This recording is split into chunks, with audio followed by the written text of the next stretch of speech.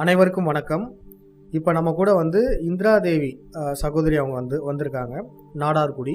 அவங்க பார்த்தீங்கன்னா மருந்தில்லா மருத்துவம், அதாவது நம்ம உடம்பு பேசுகிற மொழியை நம்ம கவனிச்சாலே நம்மளால் பல நோய்களை குணப்படுத்திக்க முடியும். ப்ராக்டிக்கலாக பல பேர் அதனால் பயனடைஞ்சிட்டும் இருக்காங்க. அவங்க நம்ம கூட இன்னைக்கு பாட்காஸ்டில் இணைஞ்சிருக்காங்க.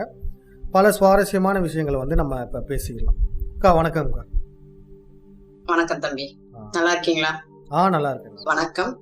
இன்று நான் பகிரும் அறிவானது உங்களுக்கும் உங்கள் குடும்பத்தில் உள்ள அனைவருக்கும் ஒளியாகவும் வழிகாட்டுதலாகவும் அமைய வேண்டும் என்றும் பிரபஞ்சத்தின் ஆசீர்வாதம் உங்கள் அனைவருக்கும் கிடைக்க வேண்டும் என்றும் இறைவனை பிரார்த்தனை பண்ணிக்கலாம். நம்ம போகலாம்ல. இப்ப நீங்க இந்த மருந்தில்லா மருத்துவம்னு சொல்றீங்கல்ல, அதுல மருந்தே இருக்காதா, இல்ல எப்படி நம்ம இல்ல வீட்டுல சாப்பிடுற இதையே மருந்தா பயன்படுத்த போறோம்? நம்ம பண்ற ட்ரீட்மெண்ட்ல ஆங்கில மருந்து, அதாவது கெமிக்கல் அப்படின்றது எதுவுமே கிடையாது. நம்ம அன்றாட சாப்பிடுற உணவை நம்ம மேம்படுத்தி சாப்பிட போறோம். அது எப்படி சாப்பிட போறோம் அப்படின்னா, நம்ம உடம்பு என்ன கேக்குதோ அதை கேட்ட சூழ்நிலையை கொடுக்க போறோம். இப்ப ஒருத்தர் மிளகு கஷாயம் சாப்பிட்டா அவருக்கு நல்லா வருது, ஆனா அதே மிளகை இன்னொருத்தர் கொடுத்தா செட் ஆகாது. ஏன்னா அவருக்கு தொந்தரவு வேற மாதிரி இருக்கும். சோ அவங்கவுங்களுக்கு என்ன தேவையோ அதை சாப்பிட போறோம், அவ்வளவுதான். இப்ப உணவு தன்னைத்தானே நம்ம கொடுக்கும் போது உடம்பு தன்னைத்தானே புதுப்பிச்சுக்கும். இப்ப உடம்பு பேசுற மொழியை புரிஞ்சுக்கிட்டா போதுமானது. Okay okay. இப்ப நீங்க இந்த ஃபீல்டுக்குள்ள வந்ததுக்கான காரணம் என்ன? உங்க பேக்ரவுண்ட் என்னது? எனக்கு நேச்சர் மேல ரொம்ப சின்ன வயசுல இருந்தே அந்த இயற்கைனா ரொம்ப பிடிக்கும். இயற்கையோட இருக்கணும், அவ்வளவுதான். அது மட்டும் தான் கான்செப்ட். பட் அதை பத்தி உள்ள ஃபுல்லா நம்மகிட்ட தெரியாது. அதற்கப்புறம் நம்மளே கொஞ்சம் கொஞ்சமா வளர்ந்து நம்மகிட்ட எங்க அப்பாவோட ஆசை, ஒரு மெடிக்கல் லைன்ல என் பொண்ணு இருக்கணும் அப்படின்னு அவருடைய ஆசைக்காக நான் பார்மசி படிச்சிருக்கேன். மெடிக்கல் ஷாப் தான் வச்சிருக்கேன். அப்படி நம்ம ரன் பண்ணிக்கிட்டு இருக்கும் பொழுதுதான் நம்மளுக்கு அந்த இயற்கை மேல அந்த ஆர்வம், நம்ம ஏன் இன்னும் மருந்து மாத்திரையா தான் நம்ம லைஃப் லாங் சாப்பிடணுமா அப்படிலாம் எனக்குள்ள ஒரு கேள்வி இருக்கும். அப்ப நம்ம வர்ற கஸ்டமர்கிட்ட நம்ம பேசும்பொழுது, சுகருக்கு இப்ப மாத்திரை எடுக்கிறாங்க, பிபி ரெகுலரா எடுக்கிறாங்கன்னா, ஏன் சார் அந்த மாத்திரை அவங்ககிட்ட நான் கன்வே பண்ணிக்கிட்டே இருப்பேன். ஏன் மாத்திரை எடுக்கலன்னா என்ன ஆகும் அப்படின்னு அவங்ககிட்ட கேட்கும்போது, மாத்திரை எடுக்கலன்னா நரம்பு இதாயிடும், இல்லைன்னா மூளை டிஸ்டர்ப் ஆயிடுவாங்க, கை கால் விழுந்துரும்னு சொல்றாங்கம்மா, பயமா இருக்கு, அதனால எடுக்கிறோம் அப்படின்வாங்க. ஓ, அப்ப மாத்திரை எடுக்கலன்னா இப்படி எல்லாம் வரும் போல அப்படின்னு ஆனா நினைச்சுப்பேன். இன்னொரு கேட்டகரி இதே மாதிரி கை கால் விழுந்து போய் அந்த மாதிரி ஒரு ட்ரீட்மெண்ட்டுக்கு, அதாவது மாத்திரை வாங்க வரும்போது அவங்ககிட்ட எதனால இந்த மாதிரி ஆயிடுச்சு அப்படின்னா, எனக்கு சுகர் அதிகமாயிடுச்சு, பிபி அதிகமாயிடுச்சு, அதனால இப்படி ஆயிடுச்சு அப்படின்வாங்க. அப்ப நீங்க மாத்திரை ரெகுலரா எடுக்கிறது இல்லையா? நான் ஒரு வேளை விடாம கரெக்டா எடுப்போமா, ஆனா எனக்கும் இப்படி ஆயிடுச்சு அப்படின்வாங்க. இப்ப மாத்திரை சாப்பிடலனாதான் உங்களுக்கு கை கால் விழுவுது, சம்திங் நரம்பு ப்ராப்ளம், உயிருக்கே ஆபத்து அப்படின்னு சொல்றாங்கன்னா, கரெக்டா மாத்திரை போறவங்களுக்கு ஏன் இப்படி ஆகுது, இதுல என்ன விஷயம் இருக்கு அப்படின்னு எனக்குள்ள ஒரு தேடுதல் இருந்துகிட்டே இருந்தது. அந்த டைம்ல என் நண்பர் மூலியமா ஒரு வீடியோ வந்தது. ஃபர்ஸ்ட் நான் கேட்டது ஹீலர் பாஸ்கர். அவர் எனக்கு ஹீலர் பாஸ்கர் அப்படிலாம் தெரியாது. அவர் ஒரு வீடியோ என்கிட்ட கொடுத்துட்டு போனாரு, இதை கேளுமா அப்படின்ட்டு. அந்த தேடுதலுக்கு எனக்கு அவர் வீடியோ பார்க்கும்போது கொஞ்சம் ஒரு நிறைய விஷயம் புரிதல் இருந்தது. இருந்தாலும் பல சந்தேகங்கள். அப்போ வரைக்கும் நான் அக்குபஞ்சரோ அந்த இயற்கை லைன்ல ஒரு தேடுதல் இருந்ததுக்கான விஷயம் கிடைச்சதே தவிர நான் உள்ள இன்டர்ஃபியர் ஆகல. அதுக்கப்புறம் நான் கொஞ்சமா அக்குபஞ்சர் கிளாஸ் போக ஆரம்பிச்சேன். அப்புறம் இயற்கை சார்ந்து தேடி தேடி படிக்க ஆரம்பிச்சேன். நிறைய விஷயம் கத்துக்கினதுக்கு அப்புறம் இயற்கையிலேயே நம்ம சொல்ற விஷயங்கள் ஃபாலோ பண்ணாலும் அந்த இடத்துல தவறு. அப்படி தேடி போகும்பொழுதுதான் நம்ம உடம்பு நம்ம கிட்ட பேசுற மொழிக்கு ஏத்த மாதிரி உணவு கொடுத்தா சரியாயிடும். இப்போ ஒருத்தருக்கு மோஷன் போலன்னா அதுக்கே 10 காரணங்கள் இருக்கு. அந்த உள்ளுறுப்பு எது தொந்தரவோ அதற்கான உணவு கொடுத்தோம்னா சரியாகுது அப்படின்றதுக்காக நான் நிறைய என்னுடைய பேஷண்ட் நான் அப்படிதான் கன்வே பண்றது. மெயின் என்னன்னா, ஒரு நோய் வர்றதுக்கு மூல காரணத்தை கண்டுபிடிச்சா போதுமானது. அந்த மூல காரணம் என்னன்னு தெரிஞ்சு நம்ம அதற்கு தீர்வு கொடுக்கும் போது 100% இருந்து வெளியேறாங்க. எந்தவித நோயா இருந்தாலும், அது கேன்சரா இருக்கட்டும், நீங்க சொல்ற பிபி, சுகர், தைராய்டு அப்படின்னு ஒரு கிரானிக் டிசீஸ் லிஸ்ட் கொடுத்துருக்காங்க. எல்லா டிசீஸுமே ஒரு நோயே கிடையாது. எல்லாமே நம்ம உடம்பு நம்ம கிட்ட பேசிக்கிட்டே இருக்க மொழிதான். ஒரு கேன்சர் வருதுன்னா ஒரு பேஷண்ட் ஒரே நாள்ல கேன்சர் வராது. கிட்டத்தட்ட 10-20 வருஷமா ஒரு உடம்பு அவர்கிட்ட பேசிட்டு இருக்கும் பல ரூபத்துல. கேன்சருக்கு சிம்டமே இல்ல, சிம்டமே காட்டாமையே வரும்ன்றாங்களே, அப்ப அதை எப்படி கண்டுபிடிக்கிறது? நம்ம உடம்பு எந்த அறிகுறியும் காட்டாம இல்ல, கேன்சர் வருதுன்னா பல ரூபத்துல நம்ம உடம்பு பேசிருக்கோம்னு சொல்லியிருப்பேன். அப்ப அவருக்கு சின்ன வயசுல இருந்தே தலைவலி வந்திருக்கலாம், சின்ன வயசுல இருந்தே சும்மா கேஸ் ப்ராப்ளம் இருந்துட்டு இருக்கலாம். இதுல சின்ன விஷயம் தான். ஆனா நம்ம இதெல்லாம் ஸ்கிப் பண்ணிட்டு இருக்கோம். இது பேசுற மொழியிலே நம்ம தெரியலையே, அதனால ஸ்கிப் பண்ணிட்டு நாளைக்கு திடீர்னு ஒருத்தர் மயக்க அடிச்சு விழுந்துட்டாரு, இல்ல ஒரு செஸ்ட்ல ஒரு கட்டி வந்துருச்சு, வயிற்றுல வலி ஓவரா ஆயிடுச்சுன்னு சொல்லி போயிருப்பாங்க. பார்த்தா அவனுக்கு வயிற்றுல கேன்சர் கட்டின்னு சொல்லிருப்பாங்க.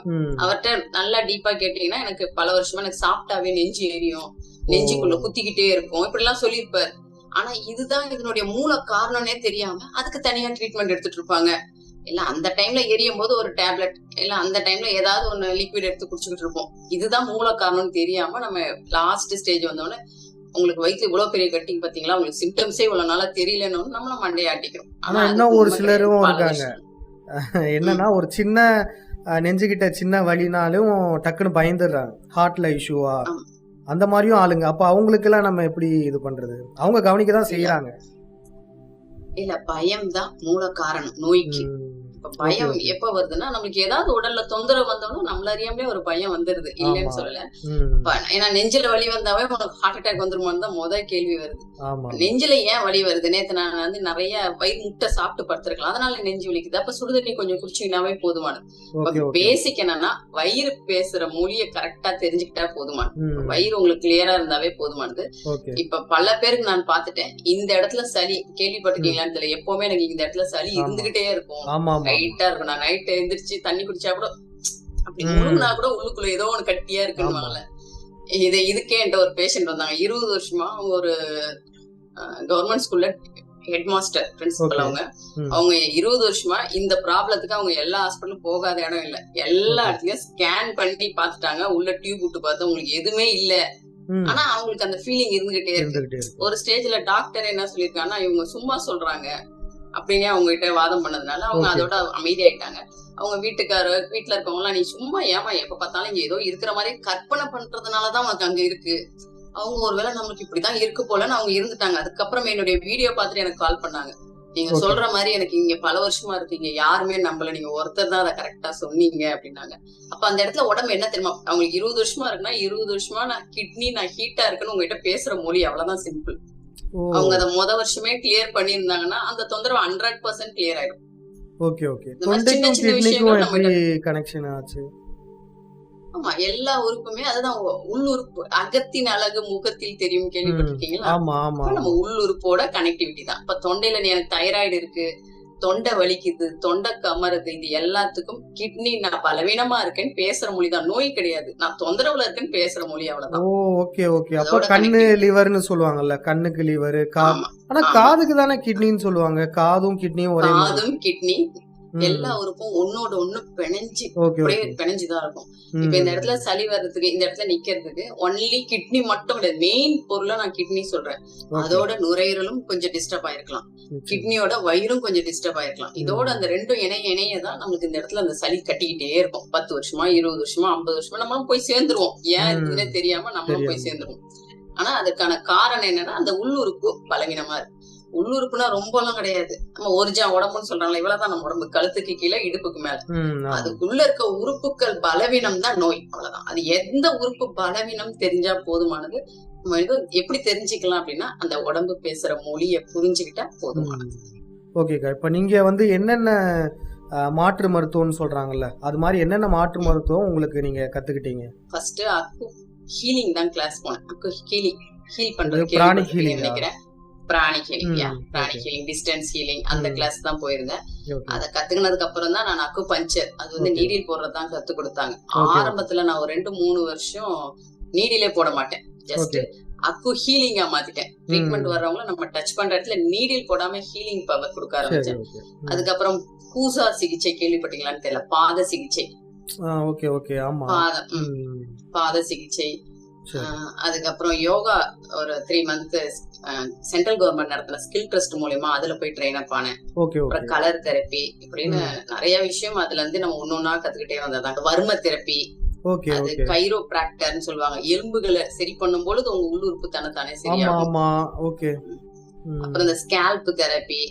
சோ ஓ. இந்த மாதிரி எல்லா விஷயமும் எல்லாமே நீங்க என்ன ட்ரீட்மெண்ட் எடுத்தாலும் பேசிக் உடம்பு பேசுற மொழிதான். அதை சரி பண்ணாவே போதுமானது. நார்மலான பிரச்சனைன்னு பார்த்தீங்கன்னா, ஏன் மக்கள் வந்து இந்த இயற்கையோ இல்லை இந்த மாற்று மருத்துவமோ இதை ப்ரிஃபர் பண்ணாததுக்கான காரணம் வந்து இதில் எனக்கு ரிசல்ட் கிடைக்கல அப்படின்னு ஒன்று சொல்கிறாங்க.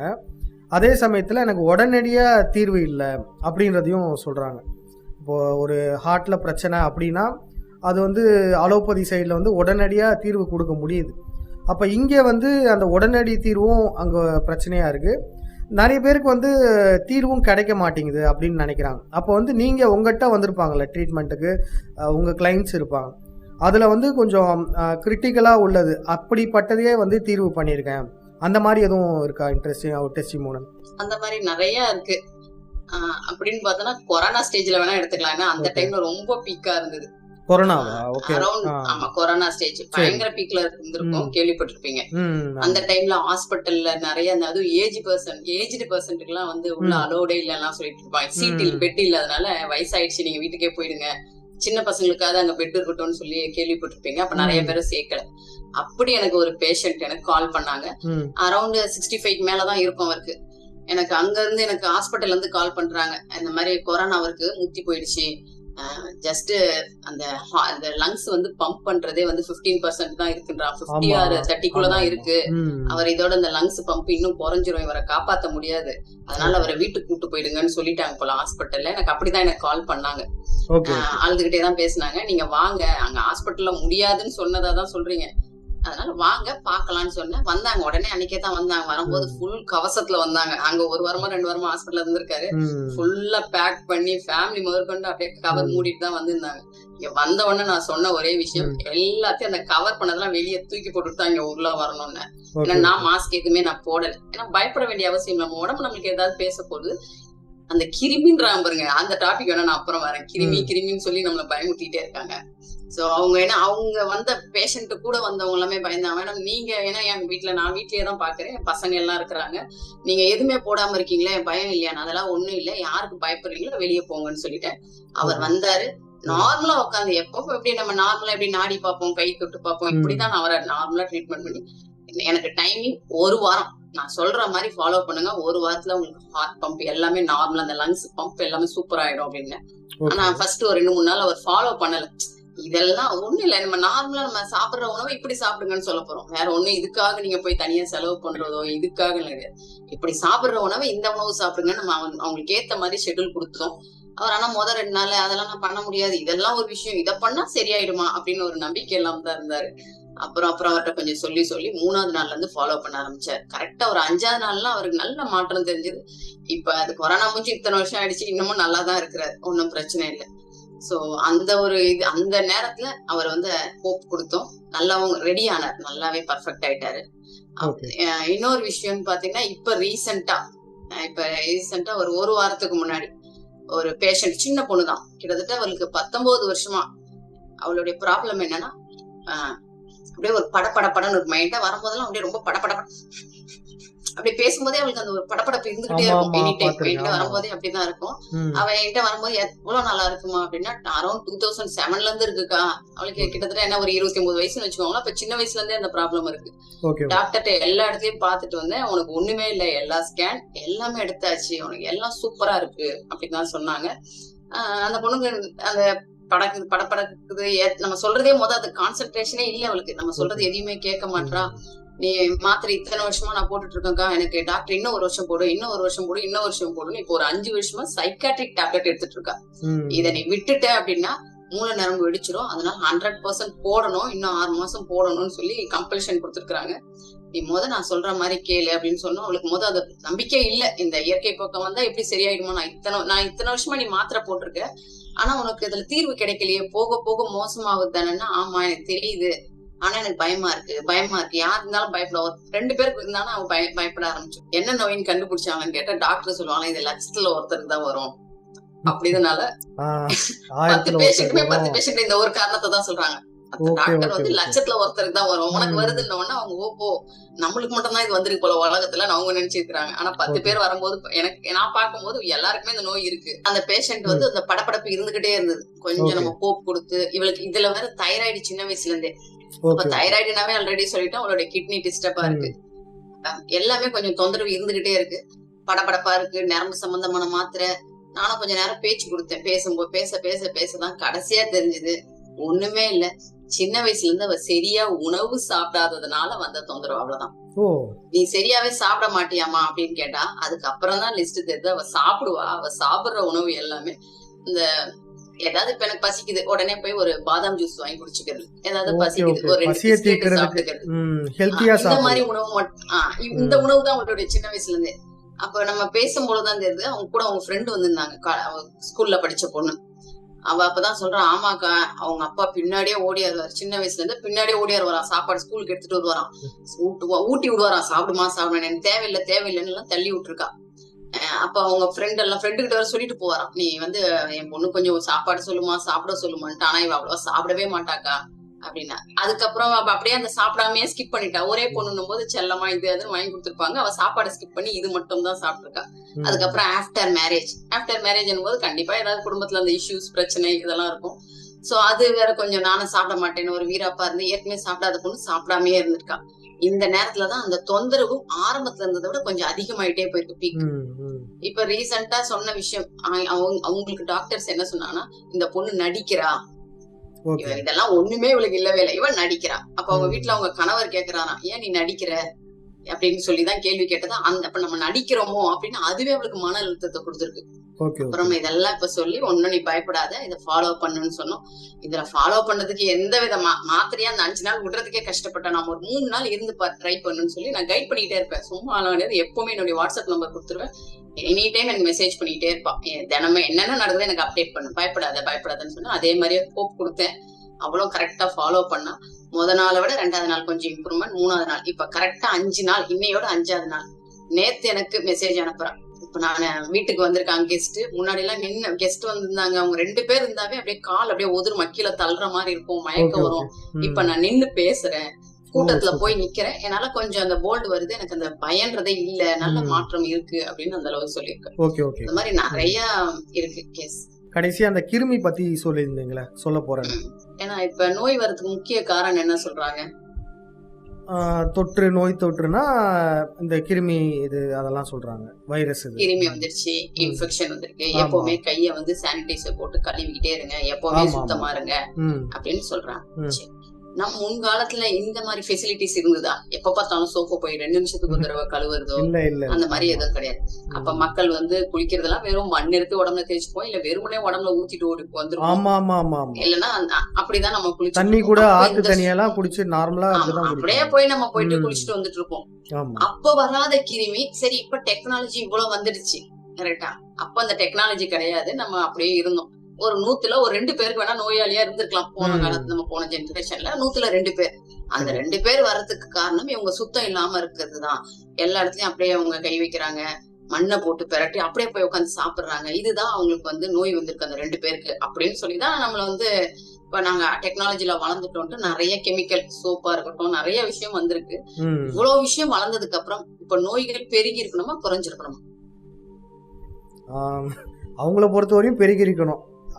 இந்த டெக்னாலஜியை அவங்க நோயை உருவாக்குறதுக்கு தான் சோப்பு எல்லாமே ஆர்டிஃபிஷியலா பண்றாங்க.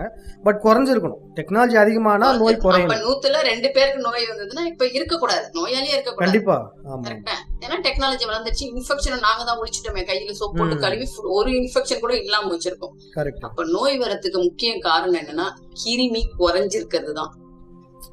கிருமிகள் அந்த கிருமியை கண்டு பயப்பட வேண்டிய அவசியமே இல்ல.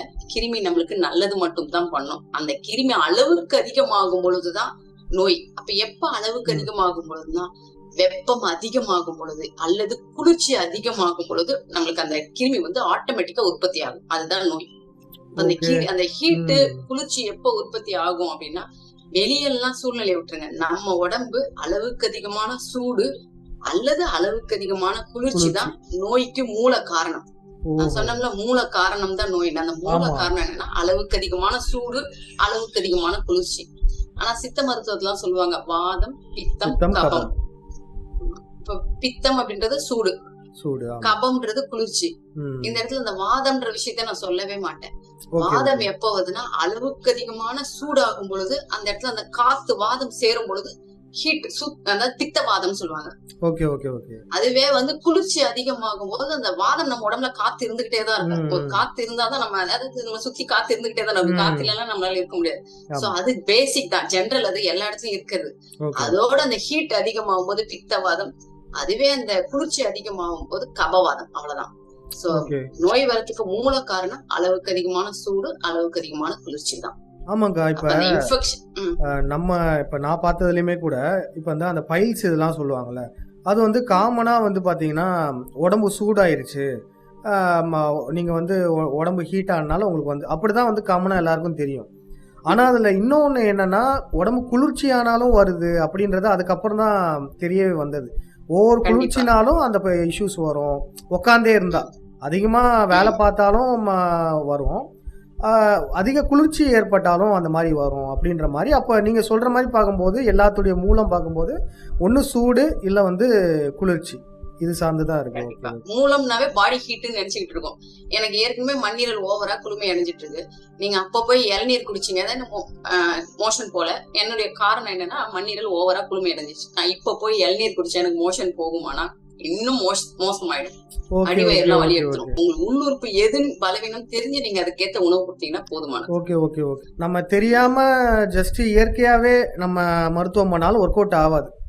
அப்படிதானே? கண்டிப்பா. ம். இப்ப அந்த அப்ப மண்ணீரல் நெறைய குளுமையா பேர் இருக்கிறவங்க இதுதான் காரணம் போல. நெறைய பேர் வந்து ஆமா. இயற்கை மருத்துவம் ஒர்க் அவுட் ஆவலன்னு சொல்றதுக்கு காரணம், அவங்க வந்து அத தெரியாமயே பயன்படுத்திக்கிட்டு இருக்காங்க. தெரியல. எல்லாருக்குமே ம். ஒரே சிகிச்சைன்னு பண்ணிருந்தாங்க. அக்கா, இப்ப பொதுவான பிரச்சனைன்னு நெறைய இருக்கு. நெறைய உடம்பு பிரச்சனை. அதுல மெயினானது பார்த்தீங்கன்னா, இந்த தலைவலின்னு சொல்லுவாங்க. ஒத்த தலைவலி, இந்த தலைவலி அப்படின்னு நெறையா முக்கியமா பெண்களுக்கு அந்த பிரச்சனை அதிகமாவே இருக்கும். சும்மாவே தலைவலின்னு இப்ப எனக்கெல்லாம் பார்த்தீங்கன்னா, தலைவலி இதுவரையும் வந்தது கிடையாது. அப்போ ஒருத்தர் தலைவலின்னு சொல்லும்போது நான் யோசிப்பேன். அது அது ஏன்னு கேட்டா அவங்களுக்கும் தெரியல. கொஞ்ச நேரம் தூங்குனா சரியாயிரும் அப்படின்னே, அதாவது அதனுடைய மூலம் தெரியாமயே இருக்காங்க. ஸோ தலைவலி வந்து இதுல பல வகைகள் இருக்கலாம். அது ஏன் வருது? எப்படி அதனுடைய தீர்வு? அது மாரி சொன்னீங்கன்னா நல்லாருக்கும். நீங்க சொல்ற மாரி தலைவலி மெயினா பெண்களுக்கு வருதுன்னு சொல்றீங்கல்ல. ம். பெண்களுக்கு நீங்க வெளிய வேலை வெளிய வேலைக்கு போற பெண்களை ம். காட்டிலும் வீட்லயே இருக்கிற பெண்கள்கிட்ட கண்டிப்பா. கேட்டு பாருங்க. எல்லாருமே தலைவலி தலைவலின்னுவாங்க. ம். இதுக்கு மெயினா என்னன்னா ஒரு ஸ்ட்ரெஸ் தான். எல்லாருமே காலையில வீட்ல இருந்து வேலைக்கு போறது, பசங்க வெளியே கிளம்பிடுறாங்க. வயசானவங்களா இருந்தா அமைதியா அவங்க படுத்துட்டு இருக்க போறாங்க. அவங்களுக்கு ஒரு பாண்டிங் பேசுறதுக்கோ யாருமே இல்ல. காலையிலேயே எல்லா வேலையும் அவசர அவசரமா முடிச்சிருவாங்க. எவ்வளவு நேரம் டிவியை பாக்குறது? ஒரு சிலர் டிவியை பார்த்து அந்த நாடகத்தினாலேயே தலைவலி எடுத்துப்பாங்க. அந்த ஸ்ட்ரெஸ் ஏத்திக்கிறவங்க இருப்பாங்க. ஒரு சிலர் ம். டிவியை பார்த்து நம்ம உடம்புக்கு எடுத்துக்க கூடாதுன்னு எவ்வளவு நேரம் ஒரு மொபைலை பாக்குறது, எவ்வளவு நேரம் வேடிக்கை பாக்குறது, ஒரு நாள் 2 நாள் போகாது. இப்படியே தொடர்ந்து போய்க்கிட்டே இருக்கும். ம். சரி, இப்படிதான் அவங்க ஒரு தனிமை அவங்க வீட்டுக்குள்ளேயே இருக்கிறாங்க. வீட்டுல அவங்களால வேலை செய்யாம அன்னைக்கு சாப்பாடு செய்யாம இருக்கலாம். என்னைக்காவது ஒரு நாள் அப்படி இருக்கும் சுச்சுவேஷன். அப்ப வீட்டுல வர்றவங்க என்ன பண்ணுவாங்க? அது பசங்கள் முதற்கொண்டு எங்க வீட்டுல சும்மா தானே இருந்த, என்னத்த நீ பண்ற அப்படின்னும் போது, நம்ம காலையில இருந்து இவ்வளவு நாளா செஞ்சோம், ஒரு நாள் நம்மளுக்கு உடம்பு சரியில்லை, என்ன ஆச்சு உனக்குன்னு கேட்கல. சோ இந்த ஒரு அன்பு இல்லாததே உங்களுக்கு மெயினா தலைவலி ஓ! வர்றதுக்கு முக்கிய காரணமா இருக்கு. ஓகே, ஏன்னா நான் ஓகே. பார்த்த வரைக்கும் அந்த ஸ்ட்ரெஸ் தான் மெயினா தலைவலிக்கு முக்கிய காரணம். அப்ப அந்த ஸ்ட்ரெஸ் அதிகமாக அங்க கல்லீரல் ஹீட் ஆகுது. ஓகே, உள்ளுறுப்பு ஓகே. இதனால கல்லீரல் ம். கிடையாது, ஏதாவது உள்ளுறுப்பு ஹீட் ஆகும் பொழுது அந்த தலைவலி படிப்படியா வருது. ஓ! ஏன்னா என்கிட்ட வெயில்ல போனாவே தலைவலி வரும், எப்ப பார்த்தாலும் தலை குத்தும் அப்படிலாம் சொல்லி ம். வந்தவங்க எல்லாம் இருக்கிறாங்க. எனக்கு 10 வருஷமா இருக்கு, நான் 5 வருஷமா இருக்கு, நான் எப்பவுமே தைலத்தை போடுவேங்க, எப்பவுமே மாத்திரை தான் போடுவேன், போடும் போது நல்லா இருக்கும்னு சொல்லுவாங்க. நம்ம அந்த வாழ்க்கை முறையை சொல்லி கொடுத்துட்டு அவங்க பிராக்டிஸ் பண்ணி கொடுத்ததுக்கு அப்புறம் அந்த ப்ராப்ளமே எனக்கு இல்லைன்னு சொன்னவங்க நிறைய பேர் இருக்கிறாங்க. ஓ! இப்ப சின்ன வயசுலயே நெறைய பேரு தலைவலின்னு சொல்றாங்கல்ல. சின்ன வயசுல இருந்தே தலைவலி இது. அப்ப அவங்களுக்கு எப்படி வரும்? அவங்களுக்கு அப்ப பிறவிலேயே அந்த கல்லீரல் கொஞ்சம் டிஸ்டர்பா இருக்கும். Okay, okay, okay. அப்ப எப்படி எனக்கு சின்ன வயசுலயே எப்படி தொந்தரவு வரும் அப்படின்னா, இதெல்லாம் பரம்பரையான்னு சொல்லுவாங்க. எங்க அம்மாவுக்கும் சின்ன ஆமா, வயசுல ஆமா. தலைவலி, எனக்கும் அப்படியே வருது. அப்ப அந்த பரம்பரை எப்படி கடத்துதுன்னா, அதுவும் மூலம் வந்து கிட்னி தான். ம்ஹ்ம். நம்மளோட சிறுநீரகத்துல தான் பாலியல் சாறு, உணவு சாறுன்னு இருக்கும். உணவு ம். சாறு நம்ம அன்றாட சாப்பிடுற உணவு. ம். பாலியல் சாறு தான் என் அம்மா கிட்ட இருந்து எங்க அம்மா அப்பா கிட்ட எனக்கு கொடுத்த சொத்து அதான். ஓகே. எங்க அம்மா அப்பா DNA. வந்து எனக்கு நகை, ம். பொருள், ஆமா இதுதான். அத குடுக்குற சொத்து எங்க சேர்த்துன்னா நம்மளோட கிட்னி தான். அப்ப அந்த வர்ற சொத்து எனக்கு நல்லா இருக்குன்னா நம்ம தலைவலின்ற பிரச்சனை இருக்காது. சரி, எனக்கு பிறக்கும் போதே எனக்கு வந்து இந்த கிட்னி பாலியல் சாறு பலவீனமா இருக்கு. எனக்கு வேற இல்ல. எங்க அம்மா அப்பா நோயோட இருந்தாங்க, எனக்கு வந்துடுச்சு. வேற என்ன பண்ணலாம்? அதை எப்படி மாத்தலாம்னா, ஓகே, ஓகே. குழந்தைங்களுக்கும் நல்ல உணவுகளா பார்த்து கொடுப்பாங்க. நீங்க 5, 6 வயசு வரைக்கும் ஒரு குழந்தை ஆரோக்கியமா இருக்கு அப்படின்னா உங்க அம்மா அப்பாவுக்கு நீங்க நன்றி சொல்லணும். ஏன்னா உங்க ஓ! அம்மா அப்பா கொடுத்த சொத்து நல்லா இருக்கு. ஆனா ம். எனக்கு 14 வயசு ஆயிடுச்சு, நான் நோயோட இருக்கேன்னா அந்த பர்சன் வந்து சரியா அந்த 5 வயசு வரைக்கும் சரியா உணவு எடுக்கலன்னு அர்த்தம். அந்தந்த ஓகே. வயசுல எங்க காலகட்டத்துல பாத்தீங்கன்னா பாத்திருப்பீங்க, சின்ன குழந்தைல வந்து நோயோடயே இருக்கும். 10 வயசுக்கு மேல ரொம்ப ஆரோக்கியமா இருக்கும். அப்ப அந்த 10 வயசு வரைக்கும் நம்ம நோயோட இருக்கிறதுனால அந்த குழந்தைக்கு பார்த்து நல்ல உணவு மட்டும் கொடுத்துருப்போம். அது அடுத்த ஒரு 7 வருஷத்துக்கு அப்புறம் அந்த குழந்தை நல்ல ஆரோக்கியமா இருக்கும். ஆனா சின்ன குழந்தை, எனக்கு உங்க வீட்டுல ஒரே குழந்தைன்னு சொல்லி நம்ம செல்லமா ஜங்க் ஃபுட் நிறைய கொடுத்தோம்னா அந்த 14 வயசு இல்ல 10 வயசுக்கு மேல அந்த குழந்தைக்கு ஏதாவது தொந்தரவு இருந்துட்டே இருக்கும். சின்ன வயசுல அவன் நல்லா சாப்பிட்டான், இப்ப பாரு ஒரு வாய் கூட சாப்பிட மாட்டான் உடம்புல ஏதாவது தொந்தரவு வருதுன்னு சொல்லுவாங்க. இது காரணம் நம்ம அந்த அந்த உணவை கரெக்டா கொடுத்தாவே போதுமா. ஓகே ஓகே ஓகே அக்கா, இப்போ தலைவலிக்கு வந்து ஓகே அதுக்கான மூலம்லாம் சொல்லிட்டீங்க, நிறைய வகை இருக்கு. ஒரு காமனான ஒரு தீர்வு, அதாவது இன்ஸ்டண்ட்டாக தலைவலி போகிறதுக்கு ஏதாச்சும் ஒரு வர்மாவோ இல்லை ஏதோ அக்கு ப்ரெஷரோ இல்லை வேற எதுவும் தீர்வு இருக்கா இன்ஸ்டண்ட்டாக அது சரி பண்ணணும்னா? வேணா ஒரு முத்திரை சொல்லித்தரேன், அதை ரெகுலரா பண்ணுங்க. அந்த முத்திரை நான் இப்ப சொல்லித்தரேன். அதற்கு முன்னாடி இப்ப எனக்கு தலைவலி வேணும், ஏன்னா போன்ல பேசுவாங்க எனக்கு இப்ப தலைவலிக்குது மேடம், நான் சொல்ற மாதிரி ஒரு 10 நிமிஷம் இருங்க சரியாயிடுவேன். கேழ்வரகு மாவு இருக்கு பாருங்க. ஆமா, கேழ்வரகு மாவு, அத சும்மா தண்ணியில கலக்கிட்டு நெத்தில 10 மாதிரி போட்டு படுங்க, அவ்வளவுதான். 10 நிமிஷத்துல அந்த காய காய அது ஆட்டோமேட்டிக்கா சரியாகும். இந்த ஒரு மெத்தடு. இன்னொரு மெத்தட் சுக்கு இருக்கு பாருங்க. ஆமா ஆமா, சுக்கு இதே மாதிரி ஒரு மஞ்சள் இலைக்கிற மாதிரி தண்ணிலேயே வச்சு இலைச்சி நெத்தில 10 போட்டீங்கன்னா 5 நிமிஷத்துல எல்லாம் சரியாயிடும். ஒரு அம்மா வந்தாங்க, 5 வருஷமா அவங்களுக்கு தலைவலி, ஏன் வருதுன்னே தெரியல. நான் இந்த ஒரு விஷயம் தான் சொன்னேன், அதை போட்டதுல இருந்து அவங்களுக்கு இப்போ 2 வருஷம் மேல ஆயிடுச்சு. ஆனா இப்ப வரைக்கும் எனக்கு அந்த தலைவலியே வரல அப்படின்றாங்க. அவ்வளவுதான். இதே மீறி எனக்கு தலைவலி தான் இப்ப நம்ம சொன்ன மாதிரி தண்ணி பேசு, சுக்கு இலைக்கணும், மஞ்சள் இலைக்கணும். மஞ்சள் இலைக்கிற மாதிரி இலைச்சி தண்ணியில இலைச்சி நெத்தில அப்படியே 10 போடுங்க, அவ்வளவுதான். அதுவே படிப்படியா அந்த 10 நிமிஷத்துல எல்லாம் தலைவலி சரியாயிடும். அதே மீறி இல்ல எனக்கு அதெல்லாம் கிடையாதுங்க, எனக்கு ஸ்ட்ரெஸ்ஸாலதான் எனக்கு தலைவலி வருது அப்படின்னா ஜஸ்ட் இந்த முத்திரை மட்டும் வேணா பண்ணுங்க. செஞ்சு காட்டலாமா? பண்ணுங்க பண்ணுங்க. இந்த 2 விரலை மட்டும் மாத்திக்கணும், சுண்டு விரல் இது. அடுத்து இந்த 2 விரலை மாத்த போறோம். ஓகே ஓகே, கொஞ்சம் மேல தூக்கி காட்டுங்க. Okay okay okay. ஃபர்ஸ்ட் எல்லா விரலையும் ஒண்ணா வைக்கிறோம். ஜஸ்ட் பண்ணுங்க பார்க்கலாம் நீங்களும். இந்த 2 விரலை மாத்தி வைங்க, மோனையும் டச் ஆகும். மாறவே மாட்டேங்குது. அதுக்கு அடுத்தது இது, அப்புறம் இது. ஓகே, அதுக்கப்புறம் மேலையா இந்த 2 விரலை மாத்திக்கணும். கஷ்டமா தான் இருக்கு. இப்படியா வச்சு இந்த பெருவிரல் அவ்வளவுதான். ஒரு 5 நிமிஷம் உட்கார்ந்து பாருங்க, மனம் அவ்வளவு சாந்தமாகும். இப்ப ஒரு பாப்பா ஒரு 5 நாள் ஆகுதுன்னு சொன்ன பாருங்க, அவளுக்கு இந்த ஒரு பயிற்சி தான் சொன்ன மைண்ட ரிலாக்ஸ் பண்றது. டைம் கிடைக்கும் போது சும்மா வச்சுட்டு கண்ணாடியை பாரு, உன் கண்ணை பாத்துக்கிட்டே இரு, நல்ல மாற்றம் வரும்னு சொன்னா இந்த ஒரு பயிற்சி மட்டும் தான் அவளுக்கு சொல்லி கொடுத்தேன். அதுலயே நல்ல மாற்றம் வந்துருச்சு.